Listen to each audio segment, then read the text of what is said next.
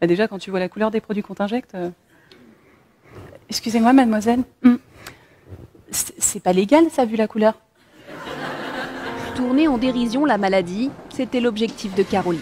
Ancienne cadre marketing, cette trentenaire est devenue artiste depuis la fin de son cancer il y a 3 ans.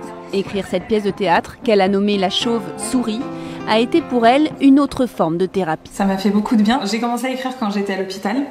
En fait, je notais tout ce qui me faisait rire, pour rire moi-même, pour pas oublier. Je pense qu'on peut tous rire de sujets graves parce que ça permet justement de les exorciser, de les dédiaboliser, de les dédramatiser et de briser les tabous.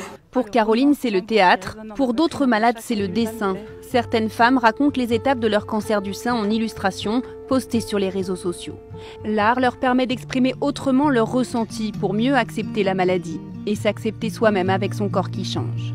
De même, une grande marque de cosmétiques a lancé en 2012 un concours photo pour mettre en valeur les femmes victimes d'un cancer du sein. Avec cette photo l'an dernier, Sandra est arrivée parmi les finalistes. Aujourd'hui, elle a retrouvé ses cheveux. Mets-toi de face. En posant de nouveau, elle n'oublie pas ses impressions lors de la prise des premiers clichés. J'avais vraiment du mal à m'accepter. C'était vraiment la féminité qui était tombée comme une saison d'automne. Le regard transpirait vraiment la souffrance durant ce shooting. Mais après, quand j'ai vu les photos, je suis repartie de là avec un sourire immense. La photo d'aujourd'hui, à côté de celle de l'an dernier, est très émouvante pour Sandra. C'est aussi pour toutes les femmes, c'est pour leur dire « vous allez y arriver, on peut y arriver » et c'est génial, c'est vraiment génial.